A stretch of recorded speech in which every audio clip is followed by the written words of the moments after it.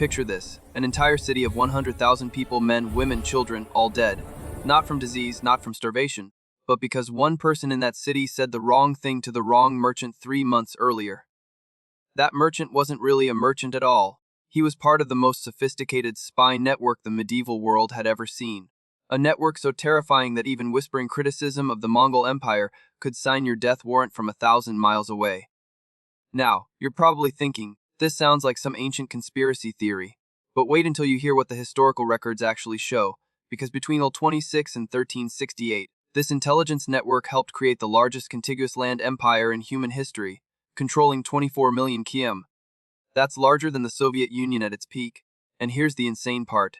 They did it with a population smaller than modern New York City. This is the Mongol Yam, not just a messenger system, but the cover for history's most terrifying intelligence operation. While European knights were still sending messages by horseback that took months to arrive, the Mongols had built a communication system so fast that a message could travel from Mongolia to Eastern Europe in just 2 weeks. 2 weeks in the 13th century. But here's the crucial part that most people don't realize.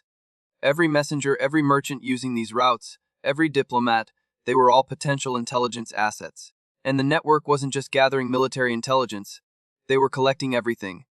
Economic data, technological secrets, religious tensions, political rivalries, even personal scandals of enemy leaders. Information that would be weaponized in ways that would make Game of Thrones look like a children's story. The truth behind this story is even crazier than you might expect. You see, by 1260, this network employed an estimated 50,000 people across Eurasia. 50,000 intelligence operatives in the 13th century. But how did a nomadic warrior culture create an intelligence network that would make modern agencies jealous? How did they transmit information faster than anyone else in the medieval world? And what made their methods so brutally effective that entire kingdoms would surrender without a fight? Terrified of what these spies might already know. Little did anyone know that this wasn't just about conquest. It was about creating the world's first surveillance state, where a conversation in a Baghdad marketplace could trigger an assassination in Kiev 3 weeks later. Welcome to the insane true story of history's most terrifying spy network. The Mongol intelligence network didn't emerge from nowhere. It evolved from the harsh realities of steppe warfare, where information meant survival. In the tribal conflicts of Mongolia, knowing where your enemies would strike, where water sources were located, and which tribes might betray you was literally life or death. But what transformed this basic survival instinct into a world-conquering intelligence apparatus was the systematic approach the Mongols took after unifying in 1206. The first innovation was the position of Yi, essentially the world's first intelligence chief. This person's job wasn't just gathering information, but organizing it, analyzing it, and most importantly verifying it. Every piece of information had to be confirmed by at least 2 independent sources before it was acted upon. Bad intelligence was considered worse than no intelligence. You see, the Mongols realized something revolutionary for their time. Merchants were the perfect spies. They traveled everywhere, spoke multiple languages, and nobody suspected them. So, the Mongols offered every merchant in their territory a deal that was impossible to refuse. Total protection on all trade routes. No taxes on their goods, and official documentation that allowed them to travel anywhere in the empire. The only catch, they had to report everything they saw and heard. Not forced, not threatened, but incentivized. Think about what this means. Suddenly, the Mongols had thousands of willing spies moving through every major city in Eurasia, all appearing to be harmless traders. But the real genius was in how they organized this intelligence. The Mongols created specialized units within their network. There were the Algernon, deep cover scouts, who would enter enemy territories years before any invasion, living as locals, learning languages, mapping fortifications, and identifying potential collaborators. Some of these agents spent decades in enemy territories, marrying local women, raising families, all while sending intelligence back to Mongolia. Then there were the Anguchen, military intelligence officers attached to each army unit who coordinated tactical intelligence during campaigns. They would interrogate prisoners, analyze captured documents, and maintain communication with other units' intelligence officers. The coordination between these different branches was unprecedented for the medieval period.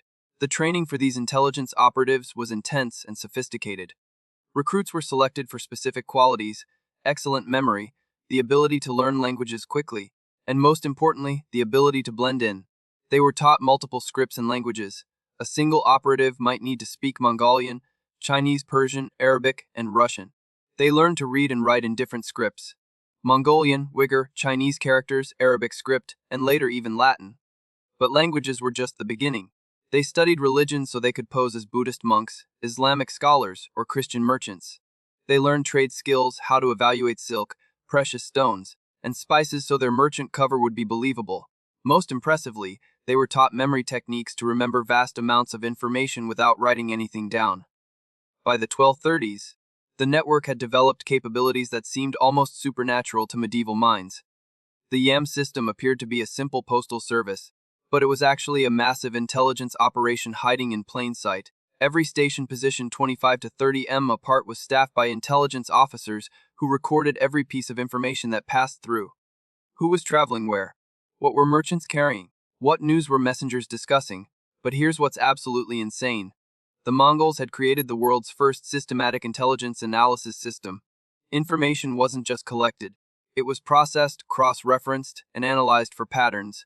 Regional intelligence centers would compile reports from hundreds of sources. They had specialists who focused on different types of intelligence, economic analysts who tracked trade flows and predicted which cities would be vulnerable to siege based on food supplies, military analysts who studied enemy troop movements and identified weaknesses in defensive strategies, political analysts who monitored succession disputes and identified potential traitors. This was very different from how medieval intelligence usually worked, where information was gathered randomly and rarely systematically analyzed. The Mongols were running what we would today call big data analysis, except they were doing it with human brains and paper records in the 13th century. Using these new connections and analytical capabilities, the Mongols pioneered psychological warfare on an unprecedented scale. Before attacking any kingdom, they would spend months, sometimes years, building detailed psychological profiles of enemy leaders. They knew which generals were ambitious and might betray their kings for the right price. They knew which nobles had debts and could be bribed.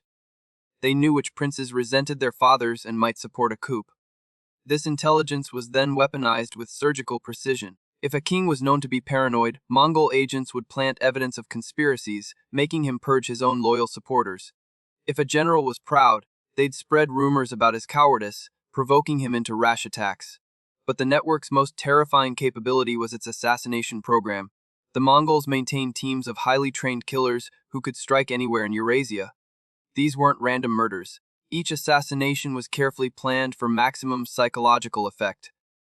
They might kill a minor official who had spoken against the Mongols just to show that nobody was beyond their reach, or they might eliminate a key general right before a crucial battle, throwing enemy forces into chaos. What made this program so effective wasn't just the killings themselves, but the uncertainty they created. Nobody knew who might be targeted next. Enemy leaders became paranoid, suspicious of their own guards, afraid to eat food prepared by their own cooks. The peak of the network's power came during the conquest of southern China and the Middle East in the 1250s and 1260s. But here's the crucial part that historians only recently understood through studying captured documents. The Mongols weren't just gathering intelligence. They were running massive disinformation campaigns that would impress modern propaganda specialists. Before invading a region, they would flood it with carefully crafted rumors designed to paralyze resistance. They claimed their armies were 10 times larger than reality. They spread stories of cities that resisted being completely annihilated. Men killed, women enslaved, children thrown against walls. But here's the genius. They mixed in enough truth that the lies became believable. What people didn't realize was that the Mongols had industrialized intelligence gathering. They had created standardized forms for intelligence reports, pre-printed documents where agents just had to fill in specific information.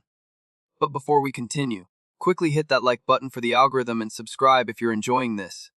Now, here's where it gets even crazier.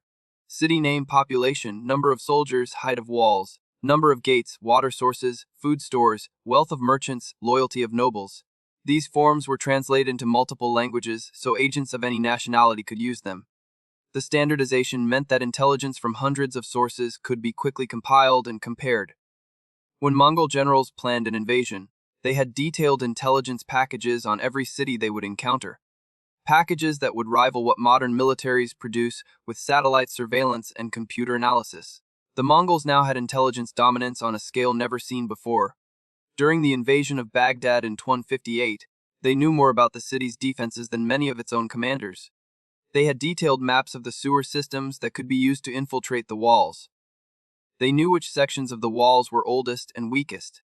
They knew that the Caliph had been embezzling funds meant for defense, leaving the city undersupplied. They knew which commanders were competent and which had bought their positions. Most devastatingly, they knew that the Caliph believed the Mongols would never attack the spiritual center of Islam, a fatal miscalculation that cost 200,000 lives. At this point, the network had evolved into something that defied belief for its time. They had created what amounted to medieval databases of intelligence. In major intelligence centers like Karakoram and Beijing, rooms full of scribes maintained files on thousands of important individuals across Eurasia: kings, generals, merchants, scholars, religious leaders. Each had a file tracking their activities, relationships, strengths, and weaknesses. These files were constantly updated with new intelligence, creating living documents that evolved over time. When the Mongols needed to know about someone, they could pull their file and have years of intelligence at their fingertips. The sophistication went even deeper. The Mongols had developed codes and ciphers that wouldn't be matched in complexity until the Renaissance. They used number substitution systems where letters were replaced with numbers according to rotating keys. They had book ciphers where messages referenced specific words in commonly available texts. They even used what cryptographers call null ciphers, messages hidden within seemingly innocent letters where only certain words spelled out the real intelligence. But what's really interesting, though, is that they had different levels of encryption for different types of intelligence. Routine reports might use simple codes, while critical strategic intelligence used multiple layers of encryption that required several different keys to decode. The problem was the network had become so vast and complex that it was developing its own agenda. Intelligence officers, who had spent years building networks of informants, didn't want to lose their power when territories were conquered. They started withholding information to maintain their importance. Regional intelligence chiefs began building personal power bases, using their knowledge to play political games. But the intelligence network didn't stop there. It started feeding on itself. Mongol commanders started spying on each other, using the network to gather blackmail material on rivals. Little did the Mongol leadership know, but their greatest strength was becoming their greatest vulnerability. The network was so extensive that enemy kingdoms started learning how to manipulate it. They would plant false intelligence, knowing it would be reported up the chain. They would turn double agents who would continue operating but feed misleading information. The Chinese in particular became masters at this counterintelligence game. They would allow Mongol spies to discover fake documents showing non-existent armies or imaginary fortifications, wasting Mongol resources preparing for threats that didn't exist. The sheer cost of maintaining the network was staggering. By 1280, the intelligence apparatus was consuming more resources than many military campaigns. Each YEM station required staff, horses, supplies, and maintenance. Deep cover agents needed funding for years at a time. Intelligence analysts needed to be educated, trained, and paid well enough that they wouldn't sell information to the highest bidder. The network had created its own bureaucracy with thousands of administrators just managing the administration of intelligence. As the Mongol Empire stopped expanding, the cost-benefit ratio shifted dramatically. The intelligence that had enabled conquest became a drain on resources needed to maintain the empire. However, back in different corners of the empire, local rulers were starting to ask whether all this intelligence was really serving their interests, or the interests of the intelligence apparatus itself. Reports were being generated for the sake of generating reports.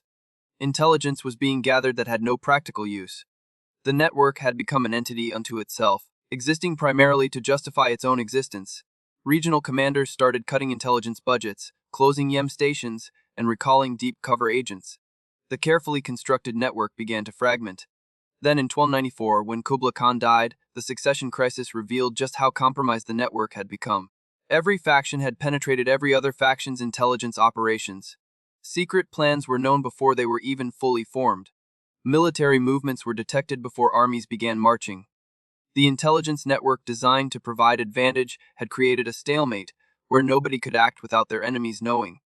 For the Mongol Empire, as different regions started to break away, they took pieces of the intelligence network with them, turning former colleagues into bitter enemies who knew each other's methods intimately. The Black Death of the 1340s delivered what might have been the fatal blow. The same trade routes that carried intelligence also carried plague. Yamsts became death traps where disease spread rapidly among travelers. Entire intelligence cells were wiped out in weeks. Deep cover agents died in enemy territories with no way to replace them. The network that had connected Eurasia became a vector for death, killing the very people who operated it. Cities that had been intelligence hubs became plague centers. The sophisticated analysis centers were abandoned as scribes and analysts fled or died. By 1368, when the Mongols were expelled from China, the great intelligence network was collapsing completely. The new Ming dynasty had captured vast archives of intelligence documents, using them to systematically hunt down and eliminate Mongol spy networks. They knew the identities of deep cover agents, the locations of safe houses, the codes and ciphers used for communication. Decades of carefully cultivated assets were rolled up in months. Mongol agents were publicly executed as warnings to others. The fear that the network had once inspired was now turned against it. As for the YAM system itself, it fragmented into isolated regional networks that gradually withered away. Without central coordination and funding, stations closed one by one. The rapid communication system that had been the backbone of intelligence operations slowed and eventually stopped. By 1400, what had been a continental intelligence network was reduced to scattered remnants, individual spies working for local warlords with no grand strategy or coordination. Ultimately, though, the people who suffered most were the civilian populations caught in this intelligence war. Entire communities were destroyed because someone reported suspicious activity that turned out to be nothing. Families were executed because a neighbor coveted their property and made false accusations. The climate of paranoia and surveillance created generational trauma that lasted long after the Mongols were gone. What is clear is this system was an example of how information dominance can enable a small population to control a vast empire, but also how that same system can become a cancer that destroys from within. Reports suggest that towards the end, the network had gone from being an intelligence service to something closer to a terrorist organization. Random violence was used to maintain fear. Innocent people were killed just to remind populations that the network was still watching. The intelligence apparatus had lost sight of its original purpose, enabling conquest and administration, and had become focused solely on perpetuating its own power through fear. The psychological impact lasted generations. Even after the Mongols were gone, people in formerly occupied territories remained suspicious of strangers, afraid of speaking freely, traumatized by decades of surveillance. Modern intelligence agencies study the Mongol network as both inspiration and warning. The concept of using commercial cover for intelligence operations, building psychological profiles of enemy leaders, integrating intelligence with rapid communication. These were all Mongol innovations that remain relevant today. But they also study its collapse as a cautionary tale about the dangers of intelligence agencies becoming too powerful, too expensive, and too detached from the governments they supposedly serve. When your spy network knows everything about everyone, including your own leadership, it becomes an existential threat to the state itself. The fragments of the network that survived evolved in different directions. In Russia, Mongol intelligence techniques influenced the development of the Operatsnina, Ivan the Terrible's secret police. In Persia, the Safavids adopted Mongol methods of using religious pilgrims as intelligence agents. In China, the Ming dynasty created their own intelligence service using lessons learned from dismantling the Mongol network. The DNA of the Mongol intelligence apparatus spread throughout Eurasia, influencing espionage practices for centuries to come. Now, whilst the story of the Mongol spy network is pretty terrifying, I still wouldn't call it the most paranoid intelligence operation in history. For that, you're going to want to check out the absolutely insane story of Stalin's secret police, who managed to make even their own spies paranoid about being spied on. It's a tale of deception so complex that agents didn't even know who they were really working for. Thank you for watching. I hope you enjoyed, and I'll see you in the next video. Cheers.